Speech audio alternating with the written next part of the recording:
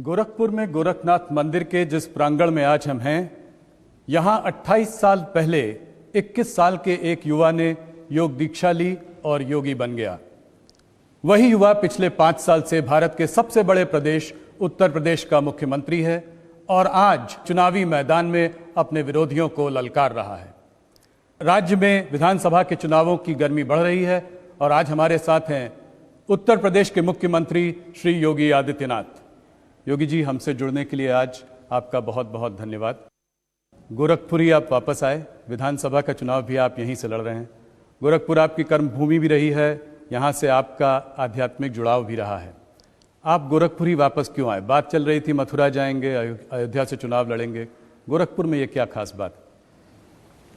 देखिए, गोरखपुर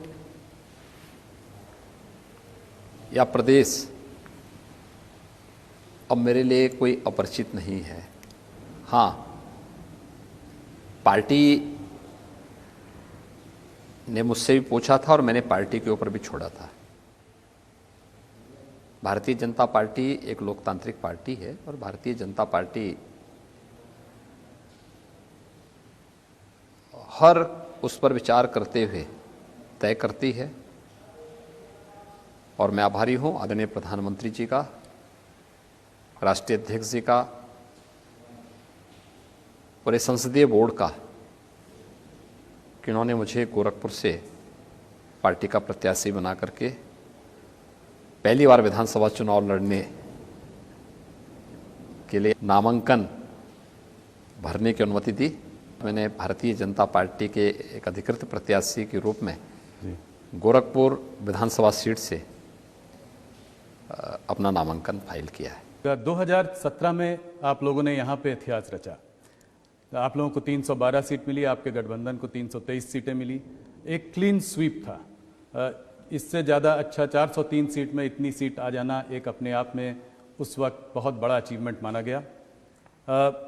इस वक्त इस चुनाव में आप लोग फिर से 300 का नारा दे रहे हैं, इस बार 300 पार दोबारा। क्या आपको लगता है कि ये इस बार हो पाएगा? देखिए, लोकतंत्र में जन विश्वास किसी भी राजनेता के प्रति एक बहुत बड़ी उपलब्धि के रूप में सो देखा जाना चाहिए और इसमें कोई संदेह नहीं है कि प्रधानमंत्री मोदी जी के प्रति उत्तर प्रदेश और देश ने जो विश्वास व्यक्त किया है 2014 में, 2017 में उत्तर प्रदेश के अंदर, 2019 में फिर देश ने, वह अन्य राजनेता देश की आज़ादी के बाद हासिल कर पाए हो दिखाई नहीं देता है। इतना प्रचंड जन समर्थन, और वह केवल मुद्दों के आधार पर नहीं बल्कि उन कार्य पद्धतियों के आधार पर जिन्होंने वैश्विक मंच पर भारत की प्रतिष्ठा का प्रश्न रहा हो, भारत के समग्र विकास का रहा हो, गरीब कल्याणकारी योजनाओं का रहा हो, आंतरिक और बाह्य दोनों सुरक्षा के मोर्चे का मुद्दा रहा हो या आस्था का सम्मान का रहा हो, जो कभी नहीं हुआ। मोदी जी ने देश के अंदर उस प्रकार के कार्य करके आम जनमानस के विश्वास को जीता है। यही कारण है कि जो एक आम नागरिक का विश्वास प्रधानमंत्री जी के प्रति है, वह विश्वास आज बीजेपी को इस भारी समर्थन के रूप में देखने को मिल रहा है। मेरा ये मानना है कि बीजेपी की उत्तर प्रदेश की डबल इंजन की सरकार जन विश्वास पर खरा उतरेगी। 2017 की तर्ज पर 2022 में भी प्रचंड बहुमत की सरकार फिर से बीजेपी नेतृत्व की बनेगी और भारतीय जनता पार्टी 300 पार के अपने लक्ष्य को प्राप्त करेगी। योगी जी, अगर जितने भी अभी तक सर्वे आए हैं, अगर आप सर्वे देखें तो भारतीय जनता पार्टी को 230 से 260 तक सीट बताई। अलग अलग सर्वे ने अलग अलग वो दिया है। समाजवादी पार्टी की काफ़ी बढ़ोतरी हुई है। पहले उनकी 40 प्लस कुछ सीटें थी, 43 सीटें थी, अब करीब 100 से ऊपर 150 की तरफ भी जाता हुआ दिखाई दे रहा है। क्या आप इस बात को मानते हैं कि ऐसा हो सकता है? आपको लगता है कि 2014 में भाई बहन की पार्टी को भी लोगों ने बहुत हाईलाइट किया था? क्या हुआ था? 2 सीट पाई ना यूपी में। उस समय की प्रदेश की सत्ताधारी दल के बड़े बड़े दावे थे। क्या हुआ था? 5 सीटों पर सिकुड़ गए थे ना। पांचों भी एक ही परिवार के थे। 2017 में 2 लड़कों की जोड़ी आई थी ना, जनता ने खारिज किया। उस समय बड़े बड़े दावे किए जा रहे थे। ओपिनियन पोल हो या एग्जिट पोल हो, उन सब के इतर उत्तर प्रदेश की जनता ने मोदी जी के नेतृत्व पर विश्वास किया था, भारतीय जनता पार्टी को अपना समर्थन दिया था। 2019 में महागठबंधन बन गया था।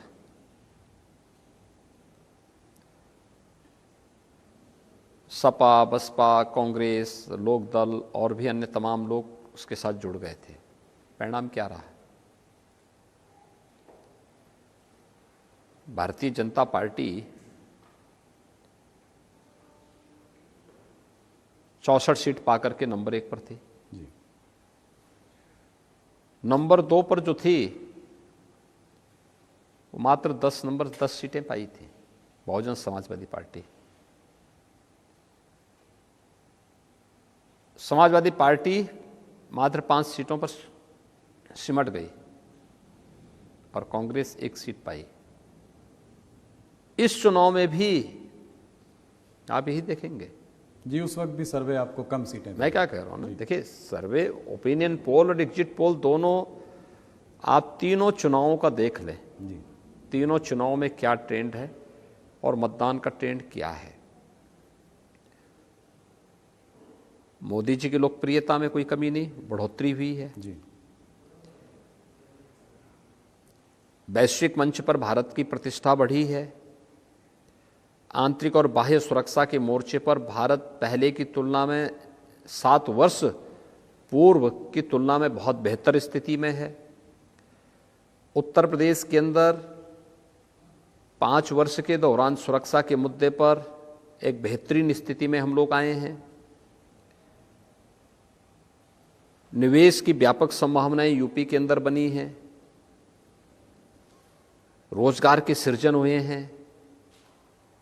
युवाओं को नौकरी पारदर्शी तरीके से मिलती हुई दिखाई दी है। अन्नदाता किसानों के भविष्य के लिए और अन्नदाता किसानों की खुशहाली के लिए नया करने की एक व्यवस्था हुई। ऋण माफी से लेकर के प्रधानमंत्री किसान सम्मान निधि और लाखों हेक्टेयर लैंड को सिंचाई की अतिरिक्त क्षमता विकसित करने की कार्रवाई। एमएसपी से लागत का 1.5 गुना दाम किसान को आज प्राप्त हो रहा है। बहुत सारी चीजें हैं। तो डबल इंजन की सरकार का लाभ उत्तर प्रदेश के अंदर मिला है। तो ये सभी चीजें जुड़ेंगी तो 300 का पार बीजेपी पाएगी। और आपने देखा होगा, आप पिछले 6 महीने के अंदर देखें, 6 महीने पहले सपा गठबंधन कहा था, 3 महीने पहले कहा था और 1 महीने पहले कहा था, और आज कहां पे है। ये 4 अलग अलग सर्वे भी आप देखेंगे तो वो लगातार उनको डिक्लाइन की तरफ है। जी। बीजेपी अप कर रही है, ये हर व्यक्ति जान रहा है। और प्रथम और द्वितीय चरण के टिकट वितरण के बाद जब प्रचार की कार्रवाई शुरू हुई, आज बहुत स्पष्ट स्थिति है कि बीजेपी 300 पार सीट पाएगी। इसमें कोई संदेह किसी को नहीं होना चाहिए। और मैं तो पहले इस चीज को बोल चुका हूं। जी। देखिए, ये चुनाव अंततः 80-20 का होना है। 80 में बीजेपी को रहना है, 20 में बाकी शेष दलों को रहना है। ये 80-20 की जब आपने बात की, हमारे मंच पे भी की, पहले भी की, तो लोगों ने इसको ऐसे इंटरप्रेट किया कि 80% हिंदू और 20% मुसलमान। क्या इसको इस तरीके से देखा? देखिए, कोई सोच किस रूप में रहा है, लेकिन मेरा ये मानना है कि 80% वे सकारात्मक भाव के साथ कार्य करने वाले लोग हैं, जिन्होंने उत्तर प्रदेश के अंदर सुरक्षा के बेहतर वातावरण को स्वीकारा भी है और उसको अनवरत वे बनाए रखना चाहते हैं, जिन्होंने प्रदेश के 5 वर्ष के अंदर डबल इंजन की सरकार के विकास के इंफ्रास्ट्रक्चर डेवलपमेंट से जुड़े हुए कार्यों को नजदीक से महसूस किया और उसका लाभ भी लिया है, देखा है, नजदीक से देखा कि ये उत्तर प्रदेश के लिए, वर्तमान और भावी पीढ़ी के लिए आवश्यक है, एप्रिशिएट किया उन्होंने। वे लोग हैं जिन्होंने गरीब कल्याणकारी योजनाओं को हाथों हाथ लेकर के उसकी सराहना की है और उसको आगे भी अनवरत जारी रखना चाहते हैं। गरीब को अन्न योजना का लाभ मिले, गरीब को आवास की सुविधा का लाभ मिले, हर एक व्यक्ति को बिना भेदभाव की सुरक्षा और बिना भेदभाव की बिजली मिले, आवागमन आसान हो, हाईवे, रेलवे, एयरपोर्ट, ग्रामीण सड़कें, ये सभी बेहतर हो। गाँव में ऑप्टिकल फाइबर के माध्यम से हम तकनीक के माध्यम से लोगों के जीवन को और सरल करें, आसान बनाएं। इसके लिए जो प्रयास, जो लोग सोचते हैं, वह एक सकारात्मक ऊर्जा से भरपूर वह संख्या है जो 80% से ऊपर है, जो बीजेपी का साथ देगी। हाँ, जिनको लगता है कि सुरक्षा उनके अनैतिक और अवैध गतिविधियों पर लगाम है और ये हर हाल में ये बैरियर हटना चाहिए, तो वह कभी भी बीजेपी को स्वीकार नहीं कर सकती है। जिन्हें लगता है कि गरीब का कल्याण नहीं होना चाहिए, ये अन्न योजना क्यों मिल रही है, क्योंकि अब तो पहले इत्र वाले मित्र के घर में सारा पैसा चला जाता था, जो विकास का पैसा सब इत्र वाले मित्र के यहाँ चला जाता था, तो उनको तो परेशानी होगी स्वाभाविक रूप से। वो कब प्रदेश के हितैषी रहे हैं, कब गरीब का हितैषी रहे हैं, कब महिलाओं की सुरक्षा के प्रति संवेदनशील रहे हैं, कब अन्नदाता किसानों के हितैषी रहे हैं। तो ये नकारात्मक जो आप 20% लोग बता रहे हैं, ये कौन है? क्या ये कोई मजहब विशेष है? मैंने कहा ना, ये वही लोग हैं जो सुरक्षा के लिए खतरा थे जी, जिनको विकास अच्छा नहीं लगता था, जिनको प्रदेश की बेटियों की सुरक्षा अच्छी नहीं लगती थी, जिनको दंगा पसंद था, अराजकता पसंद थी, गुंडा टैक्स पसंद था, गरीब कल्याणकारी योजनाएं पसंद नहीं थी, चेहरा देख करके योजनाओं को बांटना और बंदर बांट करना, जिन्होंने ऐसा काम किया, ये 20% ये वही लोग हैं और इसलिए ये लोग हमेशा विरोध किए हैं, विरोध करेंगे। तो पश्चिमी उत्तर प्रदेश में इस 80% और 20% को आप कैसे देखते हैं? मैंने कहा ना, हर वह व्यक्ति जो सुरक्षा पसंद कर रहा है, किसान कल्याण की योजनाओं को, गरीब कल्याण की योजनाओं को, रोजगार की योजनाओं को पसंद कर रहा है, विकास को पसंद कर रहा है, वह बीजेपी के साथ आएगा और 80% बीजेपी के साथ आएगा। कैराना और मुजफ्फरनगर में आपने कहा है कि जिन लोगों को बहुत गर्मी चढ़ी है उनकी आप गर्मी उतार देंगे, यहाँ तक कि मई जून में आप वहाँ शिमला बना देंगे। ये आपने एक बार नहीं कई बार कहा है। क्या किराना के व्यापारियों को सुरक्षा पाने का अधिकार नहीं है? क्या पश्चिमी उत्तर प्रदेश की बेटियों को और वहां की बहनों को सुरक्षा पाने का अधिकार नहीं है? पूरा अधिकार है और किसी भी चुनी गई सरकार का यह नैतिक दायित्व बनता है कि बिना भेदभाव की सुरक्षा दें। और मैं इसको बीजेपी सरकार की उपलब्धि मानता हूं कि सुरक्षा का जो वातावरण भारतीय जनता पार्टी की डबल इंजन की सरकार ने दिया है, इस सरकार के इस कार्य को माताओं ने, बहनों ने, बेटियों ने हाथों हाथ लिया है, इसको स्वीकार किया है, हाथों हाथ लिया है। लेकिन जो लोग पहले पलायन के लिए जिम्मेदार थे, दंगों के लिए जिम्मेदार थे, उपद्रव के लिए जिम्मेदार थे, आपराधिक दुनिया के शहंशाह अपने को मानते थे, वे पेशेवर हिस्ट्री सीटर 4.5 साल दुबके हुए थे अपने बिलों में। जैसे ही भारत निर्वाचन आयोग ने इलेक्शन की नोटिफिकेशन जारी की और एक पार्टी विशेष ने उनको जब अपना प्रत्याशी बनाया, तो उसके बाद से फिर वे धमकाने लग गए वहाँ मतदाताओं को, व्यापारियों को, गरीबों को, किसानों को, बेटियों की सुरक्षा के लिए फिर थ्रेट आने लग गए। तो प्रदेश के एक जिम्मेदार व्यक्ति के नाते मेरा दायित्व तो बनता था कि मैं उनके थ्रेट का जवाब कायदे से दे दूं कि जो गर्मी है ना, ये 10 मार्च के बाद फिर शांत हो जाएगी और हम भी देखेंगे 10 मार्च के बाद क्या होगा। तो आप कह रहे हैं अभी भी परिस्थितियां बदली नहीं हैं, अभी भी इस तरह की प्रॉब्लम कुछ कुछ पॉकेट्स में है? बदली है, लेकिन उसको फिर पूर्व स्थिति में लाने की साजिश समाजवादी पार्टी और बहुजन समाजवादी पार्टी करना चाहती है। समाजवादी पार्टी का गठबंधन और बहुजन समाजवादी पार्टी या कांग्रेस आज भी इसी फिराक में है कि पूर्व की स्थिति, दंगों की स्थिति लाई जाए, पलायन की स्थिति लाई जाए।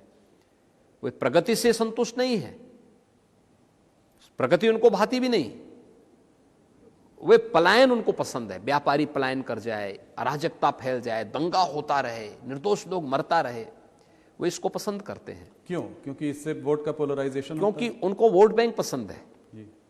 उनको सुरक्षा पसंद नहीं। वोट बैंक के लिए वो राष्ट्रीय सुरक्षा के साथ खिलवाड़ करते हैं। आपने देखा नहीं, अभी संसद में कांग्रेस के पूर्व अध्यक्ष ने कश्मीर के मुद्दे पर किस प्रकार का गैर जिम्मेदाराना बयान दिया।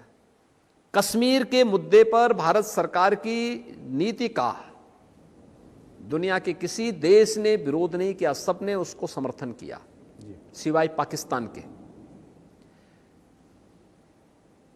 श्री राहुल गांधी क्या कांग्रेस के जिम्मेदार नेता अपने को मानते हैं और वह कश्मीर के मुद्दे पर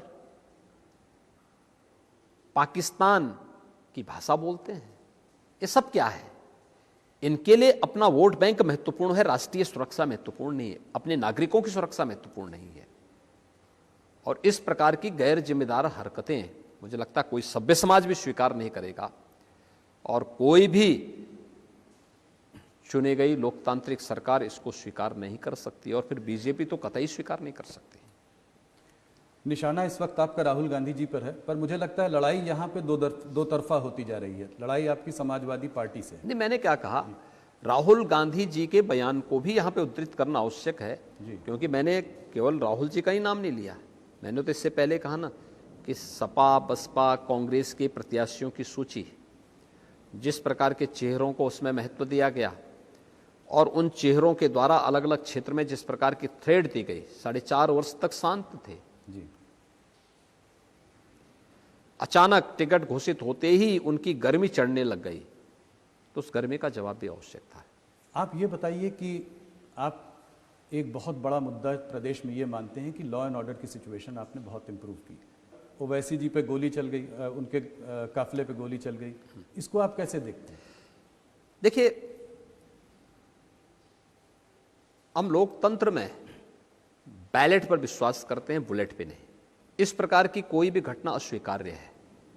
मंच पे उनके अपने भाषण होंगे, हमारे अपने भाषण होंगे, हमारे मत वैचारिक मतभेद हो सकते हैं, लेकिन इस प्रकार की किसी को भी सुरक्षा के साथ खिलवाड़ करने की छूट नहीं दी जा सकती। एक दूसरा,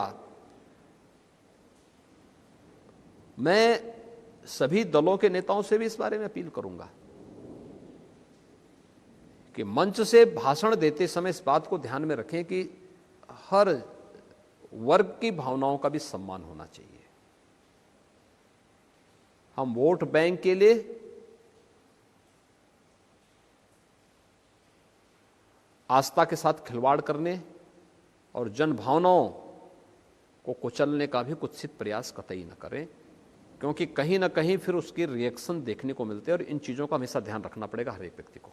तो आप ये कह रहे हैं कि ओवैसी जी ने पहले बहुत सारे बयान दिए। उन्होंने कहा है मोदी जी हरदम प्रधानमंत्री नहीं रहेंगे, योगी जी हरदम मुख्यमंत्री नहीं रहेंगे, जिस दिन ये हटेंगे उस दिन हम देख लेंगे। तो आपको लगता है ये इन सब चीज़ों की वजह से हो रहा है? नहीं, देखिए, ऐसा नहीं। सुरक्षा मिलनी चाहिए उनको, और उनको राज्य सरकार ने सुरक्षा पहले से दे रखी है। हमने उनको Y+ की सुरक्षा पहले से दे रखी है और उनके पास सुरक्षा है और सुरक्षा उनको मिलनी भी चाहिए। राज्य के अंदर हर नेता को जो पहले से कार्यक्रम जिनके मिलते हैं उनको सुरक्षा भी दी जाती है। हाँ, ओवैसी जी जिन क्षेत्रों के दौरे पे गए थे उनका कोई भी पूर्व निश्चित कार्यक्रम जनपद, जिला प्रशासन को या राज्य सरकार को नहीं मिला था।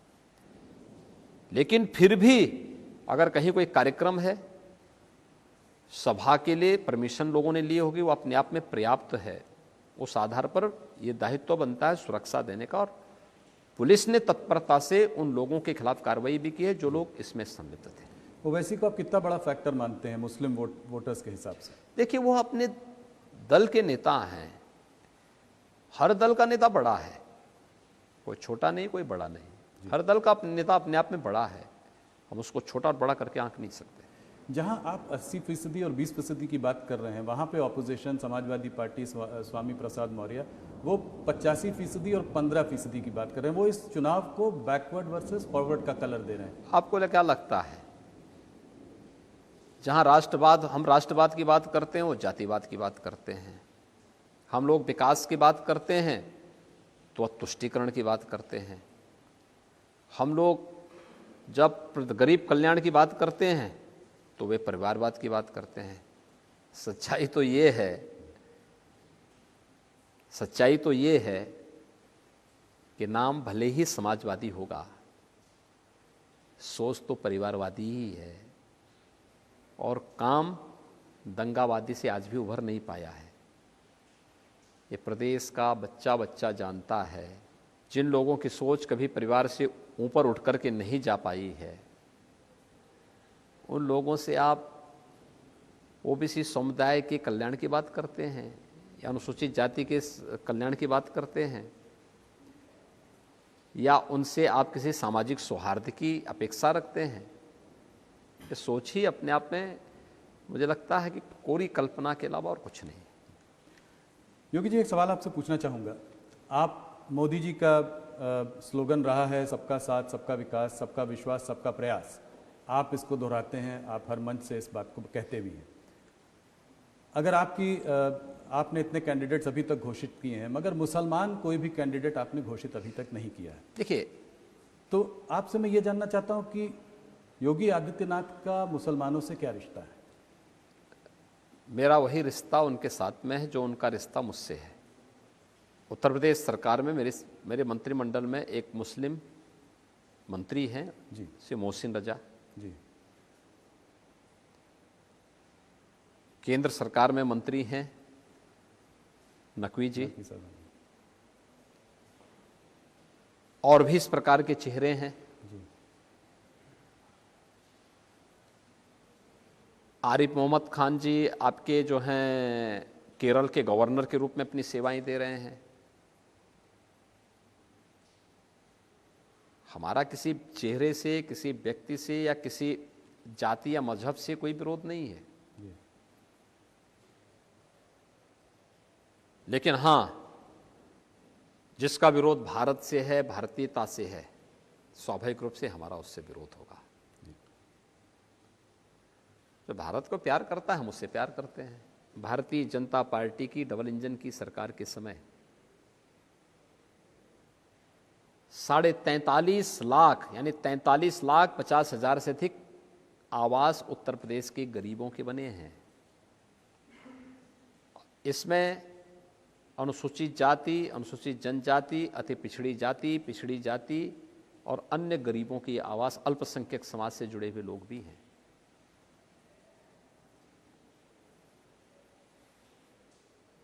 चेहरा देख करके योजना का लाभ नहीं दिया गया। आप कह रहे थे मुसलमान भी हैं। मैं क्या कर रहा हूं, सभी लोग इसमें, तो वो हमारा नागरिक है भाई, क्यों नहीं उसको मिलना चाहिए? जी। शासन की योजना में कोई भेदभाव नहीं, सबको सुरक्षा, सबको योजना का लाभ, सबको सम्मान, सबको, लेकिन तुष्टीकरण किसी का नहीं होगा।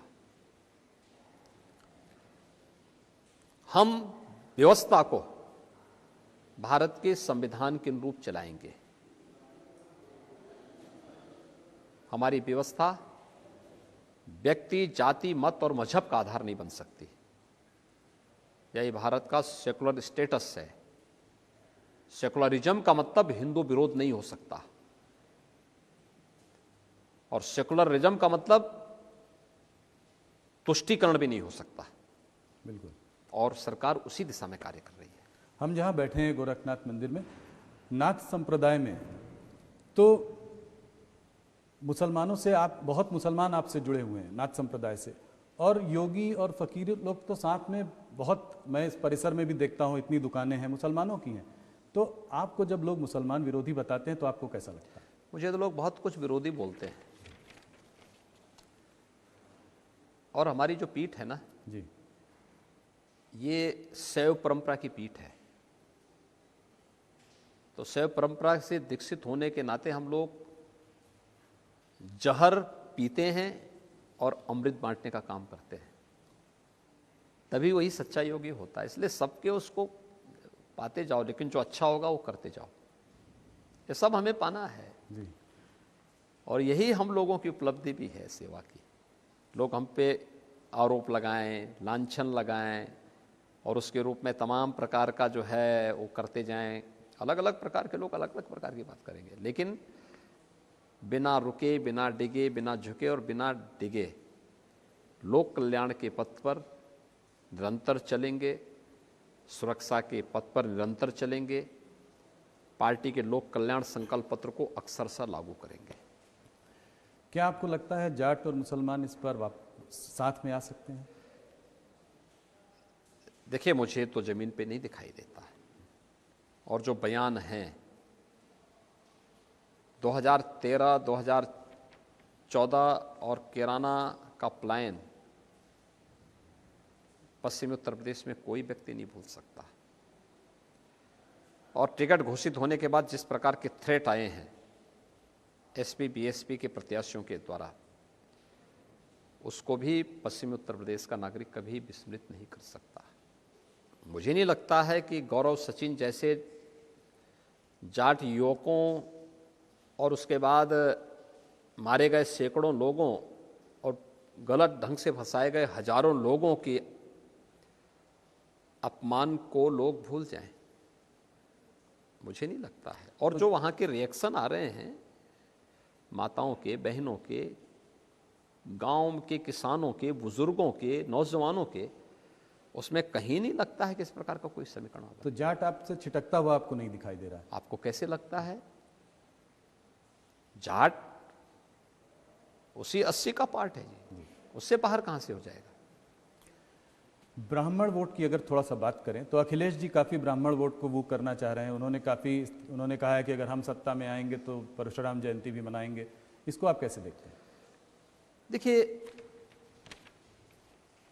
एक प्रबुद्ध समाज को आप गुमराह नहीं कर सकते। क्या एक प्रबुद्ध समाज इस बात को स्वीकार करेगा कि राम भक्तों पर गोली चलनी चाहिए? क्या वो स्वीकार करेगा कि पश्चिम में दंगे होते रहे या प्रदेश के अंदर दंगों की बाढ़ आती रहे? कभी नहीं स्वीकार करेगा, कभी नहीं स्वीकार कर सकता है। और फिर जिन लोगों के चरित्र को लोग देख चुके हैं, लोग तो क्या क्या नारा लगाते थे पहले जी, तो सब तो वही है, वही हवा है, वही सपा है, वही दंगे फसाद की उनकी मानसिकता आज भी है। बदला क्या है? बदला क्या है जिससे उसमें ब्राह्मण समाज विश्वास करे? कुछ तो एक ऐसी चीज दिखाई दे। आपका मानना है कि ब्राह्मण आप ही के साथ रहेगा? मैंने क्या कहा ना, जी, हमारे साथ समग्र समाज भारतीय जनता पार्टी के साथ है।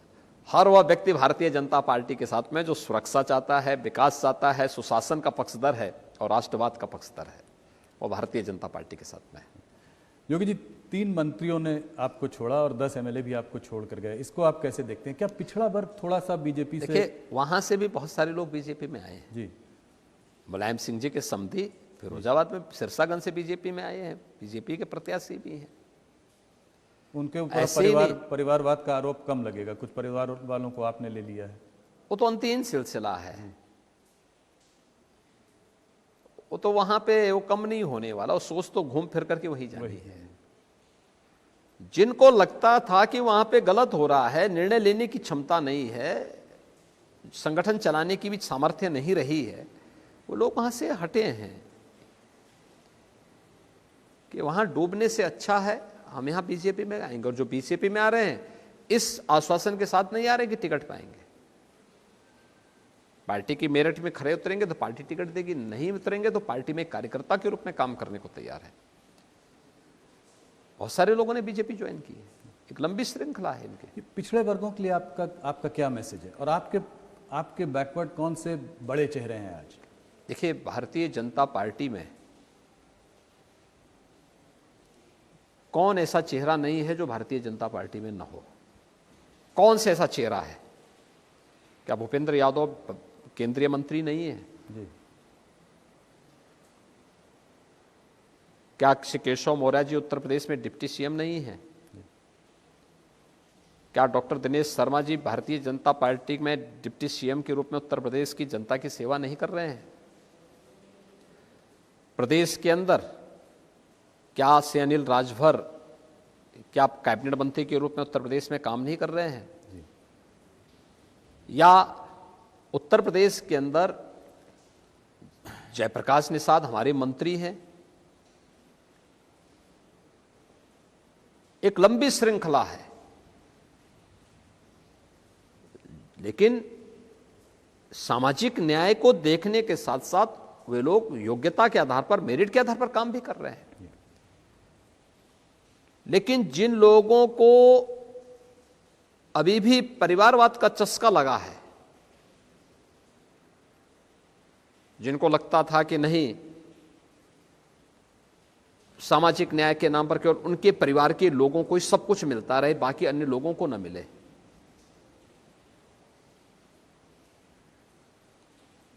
तो उन लोगों को तो बुरा लगेगा ही। जी। हमारे यहाँ कौन नहीं है? हमारे पास हमारा प्रदेश अध्यक्ष पिछड़ी जाति के हैं, रमाशंकर पटेल हमारी सरकार में मंत्री हैं, क्या पिछड़ी जाति के नहीं है क्या? एक लंबी श्रृंखला है। जी, जी, जी।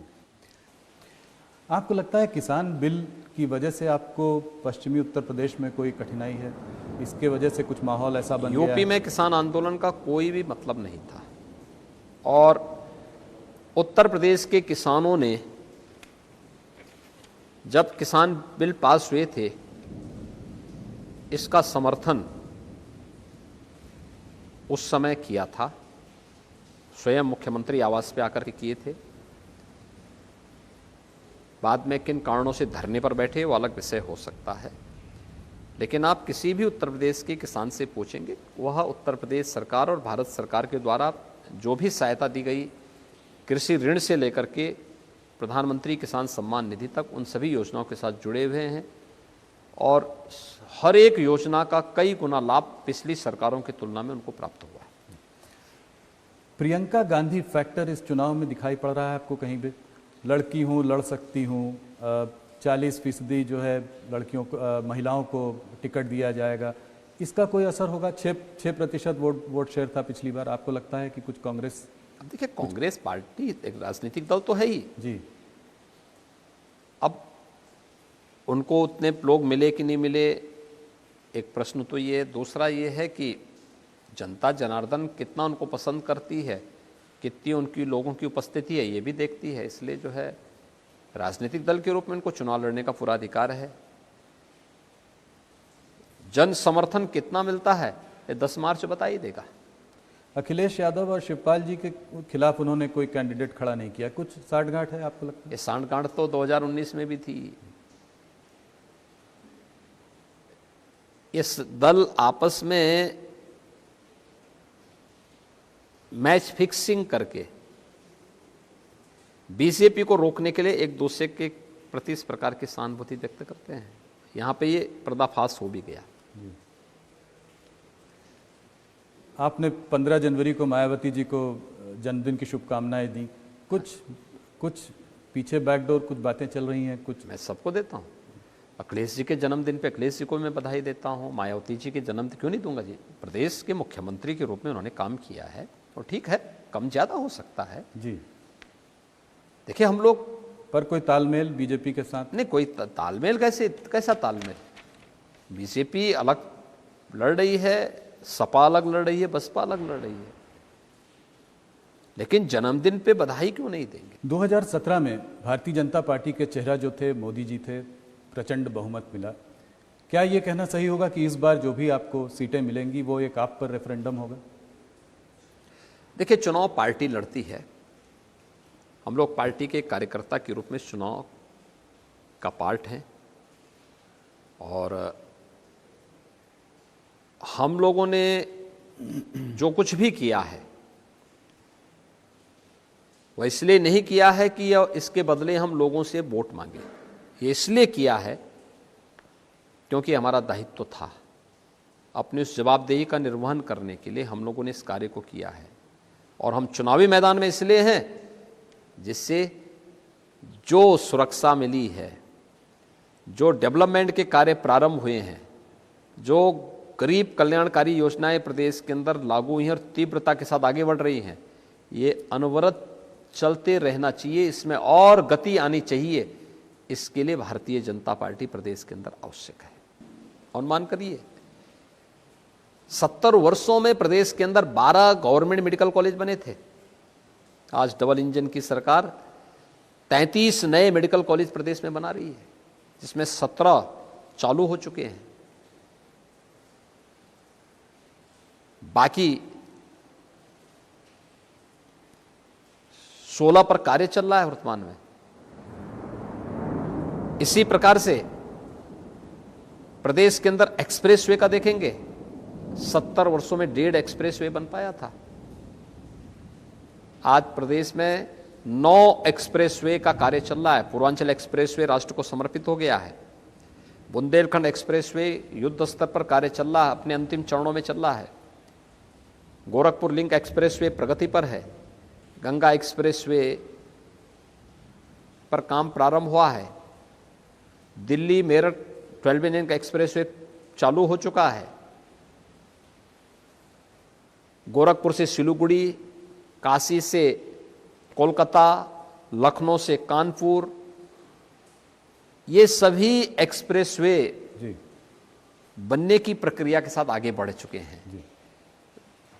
ये फर्क बहुत स्पष्ट है और ये हर एक क्षेत्र में। एयर कनेक्टिविटी में 2070 वर्षों में उत्तर प्रदेश के अंदर 2 सिटी वायु सेवा से जुड़े थे, लखनऊ और वाराणसी। इस समय 9 सिटी 75 स्थानों पर देश और दुनिया के अंदर वायु सेवा की सुविधा दे रही है और हम लोग 11 नए एयरपोर्ट बना रहे हैं जी। 5 आने वाले समय 5 इंटरनेशनल एयरपोर्ट वाला यूपी पहला राज्य होगा। जेवर का हमारा एयरपोर्ट एशिया का सबसे बड़ा एयरपोर्ट बनने जा रहा है। ये चीजें अगर आप देखेंगे तो ये जो परिवर्तन हुआ है, ये परिवर्तन पिछली सरकारों का इस सरकार के उस फर्क को बहुत साफ कर देता है। योगी जी, भारतीय जनता पार्टी एक बहुत बड़ी पार्टी है। स्वाभाविक है थोड़ी बहुत खेमेबाजी यहाँ पर भी है। मोदी जी ने कुछ महीनों पहले आपके ऊपर हाथ रखा और एक बहुत बड़ा स्ट्रांग मैसेज पार्टी को दिया कि सब एक साथ हैं, सब एक साथ लड़ रहे हैं। आप अपनी केमिस्ट्री मोदी जी के संग कैसे देखते हैं? कब मिले थे आप उनसे पहली बार? देखिए, मोदी जी देश के नेता हैं, पार्टी के सर्वोच्च नेता भी हैं और एक अभिभावक के रूप में उनका सानिध्य और मार्गदर्शन प्रधानमंत्री के रूप में भी, नेता के रूप में भी सदैव मिलता है। वे अभिभावक हैं। अभिभावक से मतभेद होने का तो प्रश्न ही नहीं होता जी। जी जी, नहीं, बहुत सपोर्ट किया, हर मन से आपके बारे में बहुत हम लोग जो भी कर रहे हैं जी और जो कुछ भी कर पाए हैं वह प्रधानमंत्री मोदी जी के ही मार्गदर्शन में हमें सफलता प्राप्त हो पाई। भव्य कुंभ और दिव्य कुंभ हो, इंफ्रास्ट्रक्चर डेवलपमेंट का हो, इंसेफ्लाइटिस के उन्मूलन का हो, या फिर प्रदेश के अंदर जो कुछ भी अच्छा दिखता है उसके पीछे प्रेरणा और मार्गदर्शन मोदी जी का है। मेरा आखिरी सवाल, आज हम लोग गोरखनाथ मंदिर में ये इंटरव्यू कर रहे हैं, यहाँ पे बैठे हैं। अगर मैं सही हूँ तो आप 1994 में बसंत पंचमी के दिन 21 साल के थे और आपने दीक्षा ली थी। मैंने कहा ऐसे माहौल में थोड़ा सा इस बारे में बताएं, वहाँ से यहाँ तक का सफ़र कभी देखिए, आपने सोचा था कि... मेरी दीक्षा बसंत पंचमी के दिन 1994 में हुई थी जी। लेकिन मैं उससे 1 साल पहले ही यहाँ आ चुका था और मैं अपने यानी इस गोरक्ष पीठ के तत्कालीन पीठाधीश्वर पूज्य महंत अवैधनाथ जी महाराज के संपर्क में 1989 में आ गया था। तो 1989 से लेके 92 तक मेरा उनके पास आना जाना था। उसके बाद फिर 93 में मैं यहाँ आ गया था, तो 1 साल उनके सानिध्य में मैं यहाँ पे था और फिर 94 में बसंत पंचमी के दिन उन्होंने मुझे यहाँ पे योग की दीक्षा दी और इस संप्रदाय में दीक्षित किया। तो बसंत पंचमी की वह तिथि थी जब मैंने इस संप्रदाय में विधिवत दीक्षा लेकर के प्रवेश किया था और मैं हमेशा उनको अपना आराध्य मानता रहा हूँ। और मेरे पूज्य गुरुदेव ही नहीं थे बल्कि मेरे लिए सब कुछ थे और आज भी मैं वही सम्मान वही भाव उनको प्रति रखता हूँ। योगी जी, आप हमसे जुड़े, आपने हमारे सारे सवालों का जवाब दिया। गोरखपुर से आपने नॉमिनेशन फाइल किया है। हम सब की ओर से आपको इस चुनाव के लिए बहुत बहुत शुभकामनाएं। बहुत बहुत धन्यवाद। धन्यवाद जी, बहुत बहुत धन्यवाद।